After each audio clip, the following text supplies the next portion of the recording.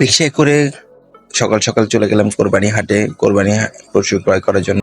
হাটটির নাম ছিল মৌলভীবাজার হাট। মৌলভীবাজার হাট, হ্যাঁ ঠিক শুনেছেন, মৌলভীবাজার হাট। এটা নোয়াখালী সদরের হাট পাশে অবস্থিত।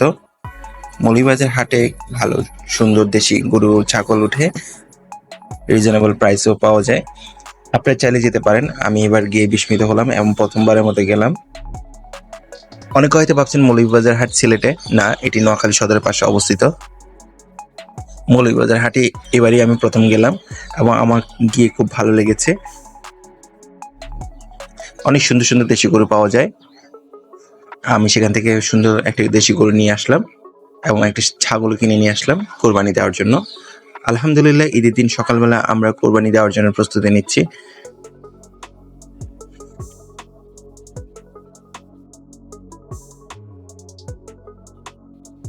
কিছুক্ষণ পরে হুজুর চলে আসলো এবং সুন্দর করে কোরবানি গরুটি জবাই দেওয়া হলো।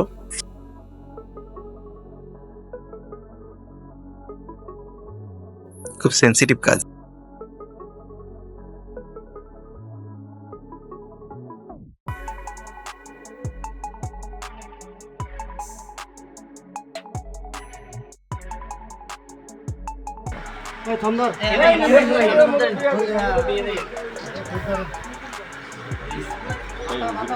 হ্যাঁ, আমার কাছে আছে। হ্যাঁ, আল্লাহু আকবার।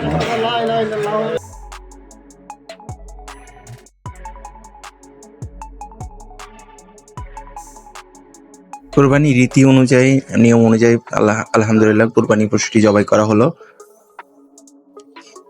ছাগলটি জবাই করা হইলো এবং পশম ছাড়ানোর কাজ চলছে, সুন্দর করে করা হলো আলহামদুলিল্লাহ। কষাই না থাকলে কাজগুলো আসলে অনেক কঠিন। যারা সারা বছরই এইসব কাজ করে না, ঈদের দিন শুধুমাত্র করে থাকে, তাদের জন্য আসলে খুব সতর্কতার সাথে কাজটি করতে হয়। এখানে 2-1 জন কষাই আছে, আর বাকিরা সবাই সাধারণ, আমরাও আছি। আলহামদুলিল্লাহ, খুব ভালো লাগলো এই কাজটা করতে। সারা বছরে একবারই করা হয় আল্লাহ সন্তুষ্টি অর্জনের জন্য।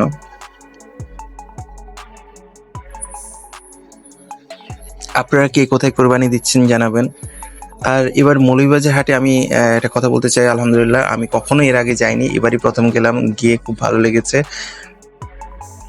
মায়ের হাতে সকালবেলা কোরবানির মাংস রান্না করার জন্য দিয়ে দেওয়া হলো। মা প্রতিবারই সুন্দর করে আমাদের জন্য রান্না করে, আর এই কাজটি মা সবসময় নিজ হাতে করে। প্রত্যেকেই তার মায়ের হাতে রান্না খেতে খুব পছন্দ করে, কেউ ব্যতিক্রম না আমার বিশ্বাস।